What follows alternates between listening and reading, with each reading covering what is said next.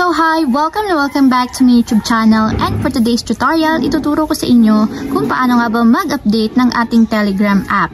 But first, subscribe to my channel and don't forget to hit the subscribe button and the bell to notify you for my new updates. And if you want to learn more, just keep on watching and let's start! So ayan, for today's video, gagamit tayo ng Google Play Store. So ayan, i-open ko na yung aking Google Play Store. Then pagka-open ng Google Play Store, pumunta lang tayo sa search bar. Then isi-search natin dito yung Telegram. Then after nyan, piliin lang natin yung Telegram. And dito sa pinakang Telegram, kung makikita nyo, merong update na nakalagay dito sa side niya. So, update yung mag-a-appear dyan once na hindi pa updated yung inyong Telegram application. Pero kung updated na yung inyong Telegram app, hindi update ang nakalagay dyan, kundi open lang.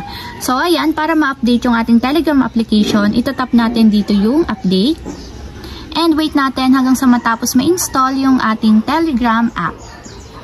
Then, after ma-install, itap na natin yung open para directly mapunta tayo sa pinakang application ng Telegram. And kung makikita nyo, i-check nyo yung mga bagong features niya sa settings and options. Kung mapapansin nyo, may mga bago na siyang nadagdag kasi nga updated na yung ating Telegram applications. So, ayun lang guys, ganoon lang kasimple kung paano nga ba mag-update ng ating Telegram app. If you have a question, can comment down below and don't forget to hit the subscribe button and the bell to notify you for my new updates. And thank you for watching! Living life, every day, late at night, not okay.